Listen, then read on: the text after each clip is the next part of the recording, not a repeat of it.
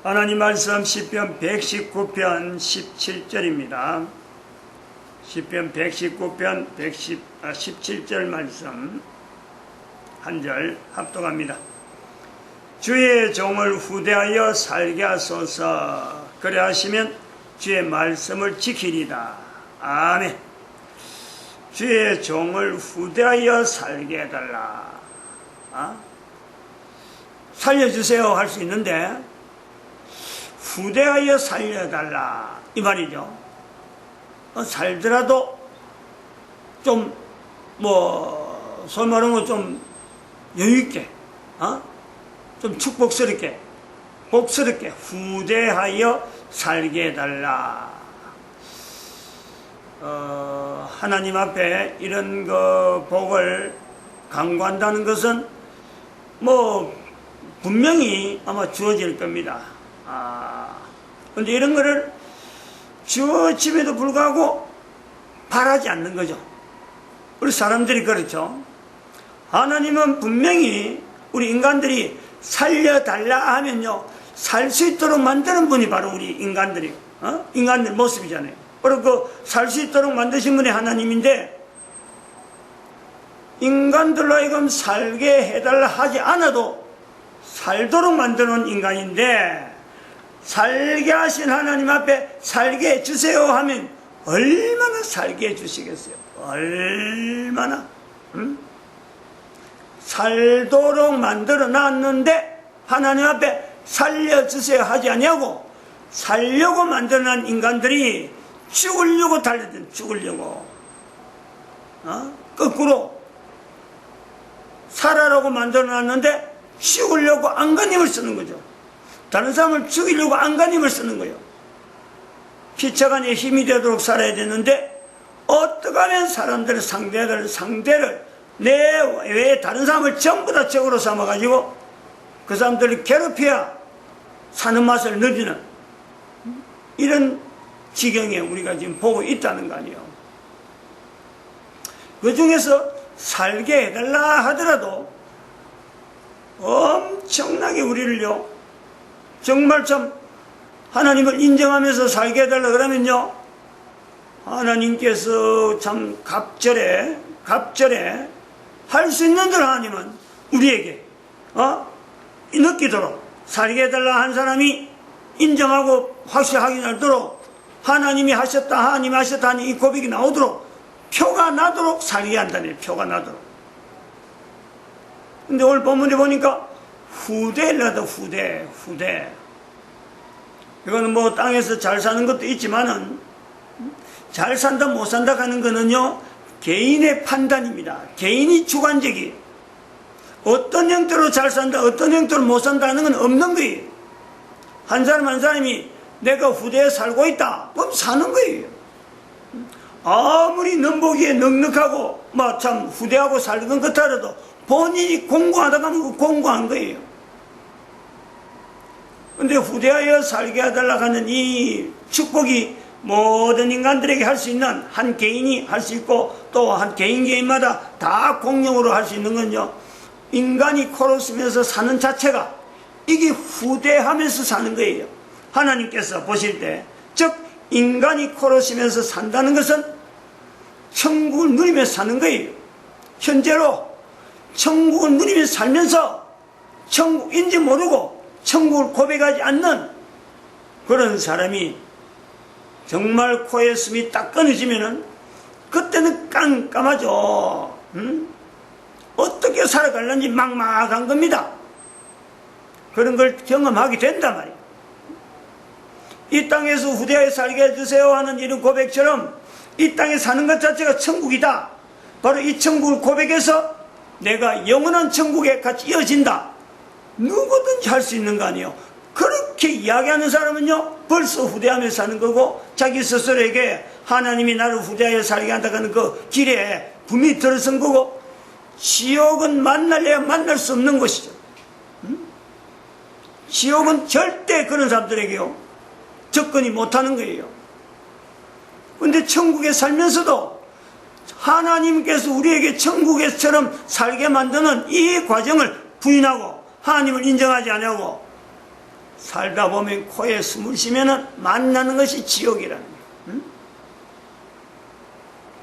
그래서 후대하여 살게 하소서 하는 이런 내용을, 이런 기도를, 이런 걸 하나님 앞에 바랄 수 있다는 것은 어찌 보면요, 자기 혼자만 살려고 하는 건 아니라, 후대하여 살게 한다면 내 혼자 같으면요, 나는 그냥 내가 가만히 살아도 그게 바로 천국이니까 얼마든지 후대하는 거예요. 후대하면 하나님 앞에서 산다라고 고백할 수 있다니까. 근데 후대하여 살게 하소서 하는 고백을 할 때는 나는 그렇는데 다른 사람은 그렇지 않기 때문에 다른 사람도 후대하여 살게 해주는 그 모습을 보고 싶고 내가 그런 일에 쓰임받고 싶은 열망이 있는 사람들이 할 수 있는 게 아닌가 이래 볼 수 있죠. 이 내용이 좀 절실해집니다. 사실 지금의 2019년 지금 현재 대한민국의 2019년 8월, 내일이 8월 15일인데 8월 15일 날 강복절 우리나라 대통령 문재인 대통령이 어떤 경축사를 하게 될지 온 국민이 지금 긴장하고 있는 거예요. 2019년 일본하고 항상 8.15 경축사가 일본의 어떤 내용에 늘 자극적인데 금년은 이미 자극적인 도를 넘었잖아요. 이미 일본하고 관계해서 일본은 지금 이달 8월 28일 날 해갖고 화이트리스트가 지금 완전히 제외되는 거로 시행되는 날짜가 지금 됐기 때문에 8월 15일은 문재인 대통령이 저질러나가지고 이래 된 거기 때문에 경축사가 아무리 잘 나온들 예년처럼 그렇게 나온다 하더라도 그거는 뭐 어마어마하게 잘 나온 거지만은 그게 최고로 잘 나오는 건데 잘 나오기가 걸렸다는 거예요. 이 말은 다른 말로 하면은 우리 대한민국 국민들은요 지금 현재 이런 시점이 우리나라가 어마어마한 위기라는 것을 이걸 인지해야 된다. 인지. 지금까지 천국을 누려왔다면은 우리가 지금 경제적인 위치에서 천국을 누려왔다면은 이제는 경제면에서는 지옥을 맛보는 그런 경험을 우리는 할 수밖에 없다니까. 경제 부분은 그래 돼요. 이 표가 완전히 나니까. 그래서 참 아이러니해요. 아이러니한 거예요. 우리가 교회 노동시장이라 하는 교회 노동시장 개입이라 하는 내용을 이야기할 때는 사실은 대한민국 경제 위기가 올 거다, 오지 않을 거다, 이런 것을 피부적으로 느끼지 않고, 단지 경제 구조가 앞으로 전 세계 인류 전체 경제 구조가 우리가 정규분포를 해가지고 이렇게, 꼴서 꼭지점에서 밑으로 내려오는 이 경제 구조로 가져오는 낮은 자리의 경제 구조로 살아가는 사람이 나타날 것이고 2012년에서 우리가 또 계속해서 오르막으로 해서 나가는 경제 구조로 살아가는 사람이 있을 것이다. 인류 전체가 그렇다는 거죠. 그럴 것인데 우리가 교회 노동시장 개입은 바로 낮은 자리에 돼야 될 이 사람들이 사람 수를 많이 해서 낮은 자리지만은 낮은 자리라고 이렇게 느끼지 못할 정도로 거기서 평안함이 있는 거예요. 평안함이 있다니까. 평안함이 보장되어지면서 높은 사람, 이 높은 경제를 하는 사람들을 볼 적에는 이게 차이가 어마어마하게 나지만은 결국에는 그들은 전쟁 속에서, 갈등 속에서 다른 사람을 괴롭히고 다른 사람을 무너뜨려야 자기들이 쓰는 그런 사람들이 와가작 하는 거고, 여기는 경제가 안정되게 요동치지 않는다는, 요동치지. 그런 거를 내다보고 2012년부터 이런 구조다 하고 이야기해 왔는데 2019년에 덜컥 와보니까 이 대한민국의 경제가 지금 내리막길이에요. 내리막길. 그걸 지금 보잖아요. 2019년 지금에. 즉 지금까지는 천국의 위치에 대한민국의 경제가 있었다면 이제는 차츰차츰 해가 가면 갈수록 지옥을 맛본단 말이에요. 지옥을. 그럼 요런 때에 아이러니라 하는 내용은 바로 요런 부분이라. 우리가 이걸 갖고 준비를 해놓은 건 아닌데 대한민국 경제가 이래 될 것이라는 것을 목도로 해가지고 우리가 2012년부터 이거 외쳤는데 그렇지 않았는데 준비해가지고 오다가 교회 노동시장 개입이라 하고 오다가 이름을 교회 노동시장 개입의 이름을 슈퍼비라라고 해요. 슈퍼비라. 슈퍼비라디안. 교회 노동시장 개입이 다른 말로 이걸 좀 더 이제는 좀 세계적인 언어로서 만들어야 되겠다 하고 이걸 나름대로 이제 좀 계시처럼 받아가지고 슈퍼비라란 말을 쓴 지가 지금 4주째. 네 번째 주라면 한 달이 지나는 거예요. 그래, 한 달이 지나면서 지금 되어지는 대한민국 경제의 구조를 일본하고 지금 갈등 속에서 나오는 이런 구조를 보면서 비교를 해보니까 바로 대한민국을 위해서 지금 준비하는 거예요. 대한민국을. 당장에 대한민국 사람들이 이걸요 집중해서 살펴봐야 되는 거예요. 단순한 제도만 해갖고 누군가가 다음에 어떤 시대가 되면 이게 하나 자료만 남겨놓으면은 누군가가 시도를 하겠지 하고 바라봤는데 급하게 된 거예요.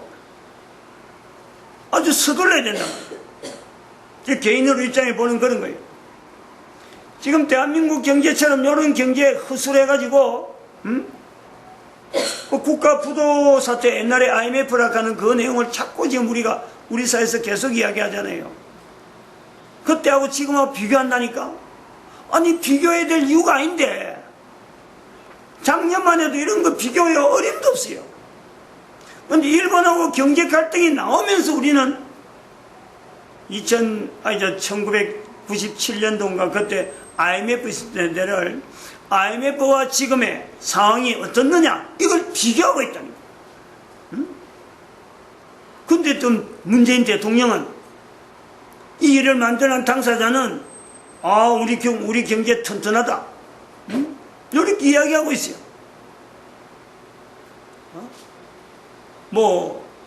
평화경제? 우리 경제 얼마나 든든하니까 남북이 잘 경제로 협력하면은 얼마든지 이 난국을 극복할 수 있다. 아니, 대한민국의 바로 옆에 있는 북한이 전 세계에서 가장 못 사는 나라, 국민들이 가장 통제받는 괴로움을 당하는 그 나라하고 같이 합치면은 우리나라가 평화경제가 되었고 일본을 능가한다. 일본의 경제가 끊어지면서 우리가 지금 IMF를 지금 오니 안 오니 하고 지금 이런 판국에 더 반대 방향으로 나오고 북한하고 경제가 합력되면 평화경제가 되면 우리나라는 회복될 거다. 이런 논리를 하는 것이 대통령으로 앉아있다니까 지금.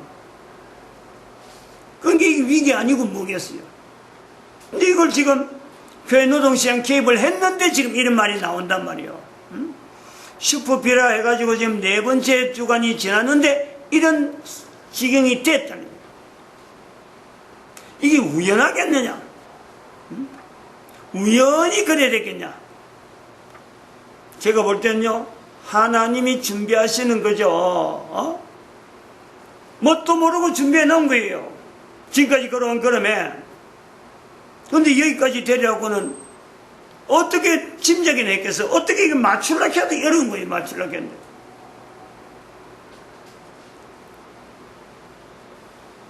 우리가 지금까지 여러 데서 교회 노동시장 개입에 대해서 여러 내용의 자료를 설명해놨는데 계속 설명한 내용만 갖고 연결해서 계속 나가고 이 시간도 사실은 그게 한편으로서 나가면요 좀 그런 느낌이 들더라고요.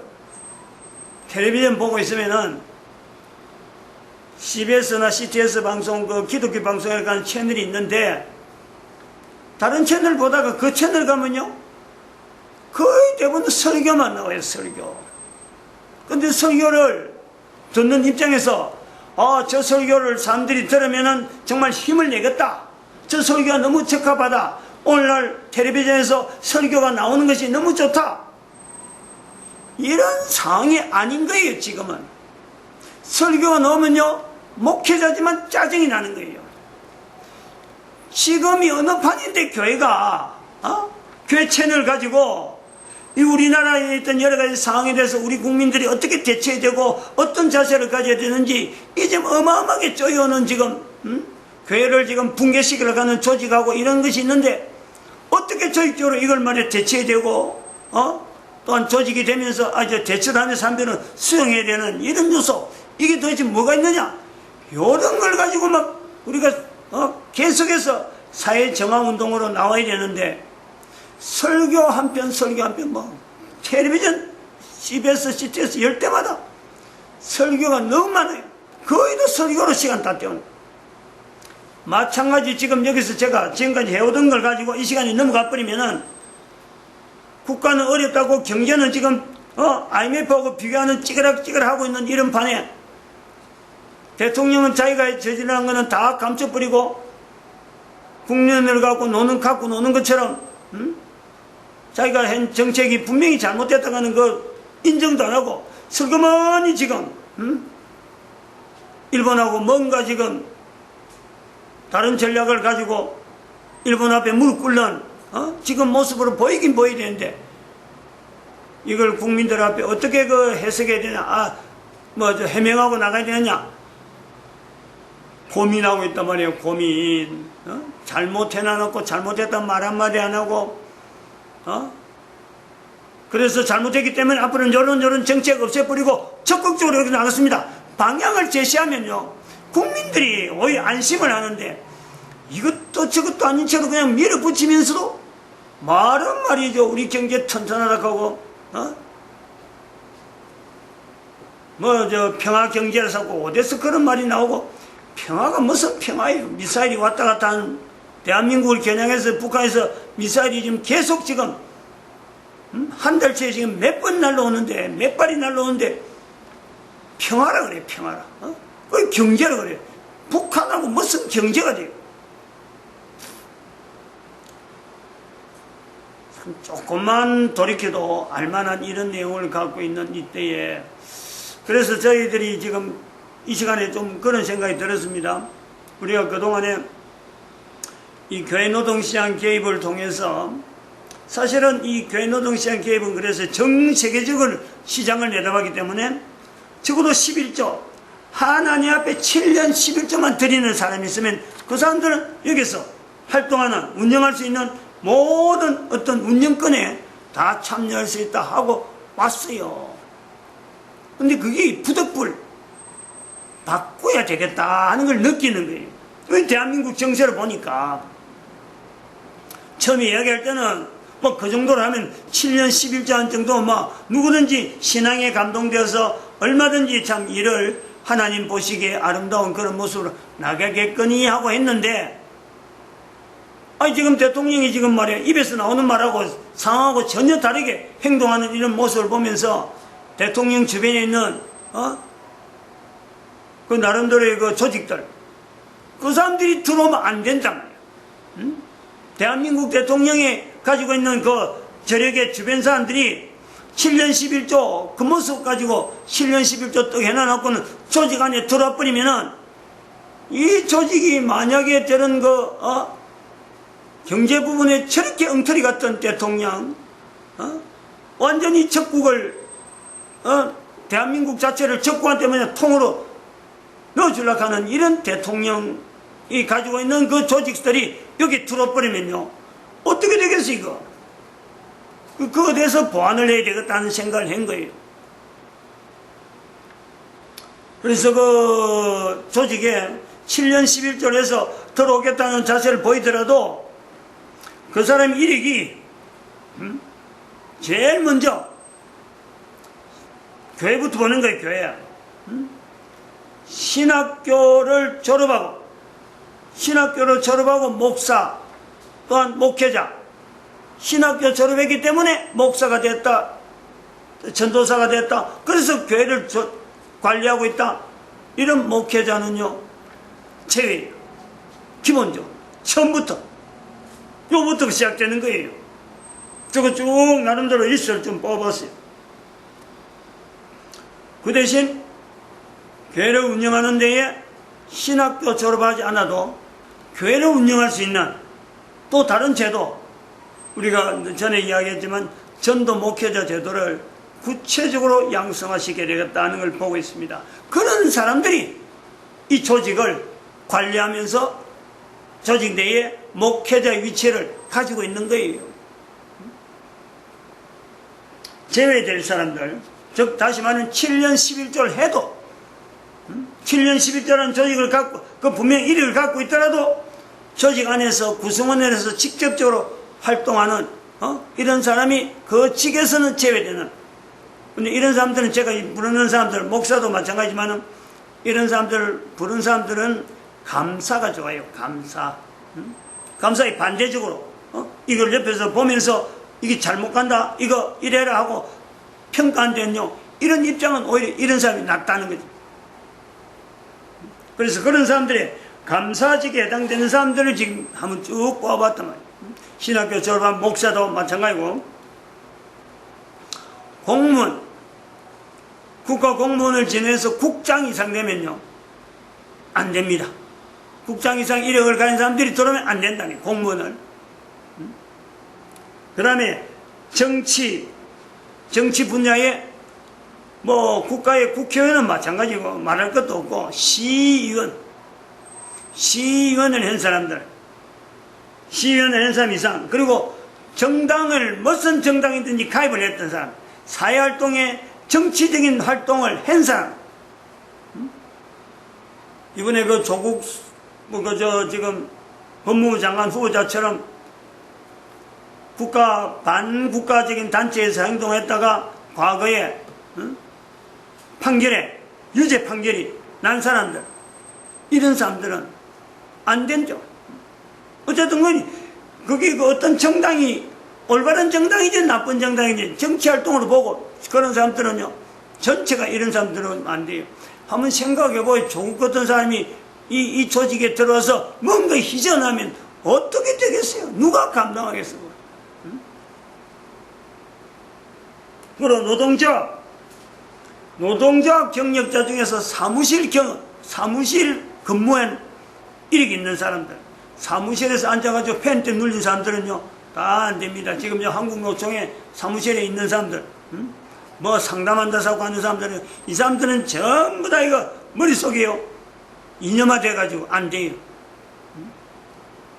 그런 사람들은 7년 11조 해가지고 감사직을 해라. 감사직으로 자기 신앙이 그동안에 변개돼가지고 나는 이런 신앙을 분명히 이제 앞으로는 옛날 거 다 버리고 이래 하겠습니다 하더라도 감사직에서 존재가 되도록, 물론 그에 따라서 7년 11조 하면 복지계통 들어가는 건 다 혜택 받는데, 실질적으로 실무에 따른 여러 가지 일들은요 절대 개입을 하면 안 된다는 거예요.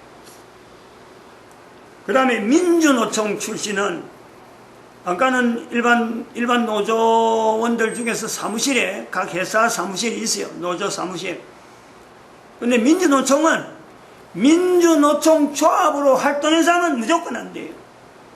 대한민국의 민주노총 안 되고, 각 나라마다 그 노동활동 중에서 특별히 강성, 정치적인 색깔을 가지고 노동을 한 사람들은 그거는 그 조합 전체를 인정 안 하는 거죠. 대한민국에서는 민주노총 계통으로, 민주노총에 들어가서 예를 들어 금속노조인데, 안 그러면 무슨 화학노조인데, 전자노조인데, 거기서 민주노총 안에 계열에 들어갔다, 그건 안 된다 이거죠. 그 다음에 의사 개업 경력자가 있으면 안 됩니다. 아능이 좋아요. 이 사람들도 의사라는 그 대단히 그 복잡한 구조의 운영체이기 때문에 그런 사람들이 이런 7년 11조 하는 사람들이 많아요. 의사들이. 근데 안 된다는 거예요. 의사들은 판사, 변호사 안 됩니다. 높은 자리에서 남들 판단만 하다가 실제 돌아가는 물정은 의사도 마찬가지면 실제 돌아가는 물정은 너무 몰라요. 그 분야만, 너무 협소한 분야만 정통했기 때문에 사회가 돌아가는 여러 사회 다양한 부분은요 몰라도 너무 몰라요. 매골수적으로 판단하기 때문에 실무적으로는 안 된다. 교사, 대한민국 교사처럼 전국 정교조 출신, 교직원, 이런 노조, 이런 가입자들, 이런 게 요거 있으니까 구분하기 힘드니까 일단 교사 출신은 안 돼요. 이것도 이 시야가 너무 없어요. 아까운 사람들이 많이 있지만은 어쩔 수 없어요. 아까 말씀드리지만 그 외에 여러 가지 있겠는데 시대마다 케이스 바이 케이스로 이걸 왜 이런 내용을 가지고 지금 여기서 표현하냐 하는 그 내용을 취지를 잘 알고 이런 사람들이 특징이 감사, 분석하고 비판하고 이런 건 잘하기 때문에 조직 자체를 더 탄탄하게 만들고 더 어떤 그 나간 데도 감사 제도가 있어야 되니까 그 감사직에다가 전부 다 배치를 해놓으면은 조직은 조직대로 탄탄할 것이고 그리고 딴 데 가지 아니하고 바른 방향으로 가는 그리고 이것이 예수님 오실 때까지 갈 수 있는 그 방향으로 가는데는요 아마 이런 감사직에 이런 사람들을 배치하는 것이 조직 자체도 안정시키고 또 조직을 탄탄하게 하는데도 좋지 않겠느냐. 오늘은 요 정도 준비된 내용을 가지고 하겠습니다. 우리 사회가 우리나라가 지금 경제적으로 어마어마하게 위기다. 엄청나게 위기라는 것을 이걸 일종의 대필로 이걸 빙자해서 표현하는 그런 거로 봅니다. 마칩니다. 기도드립니다. 할렐루야.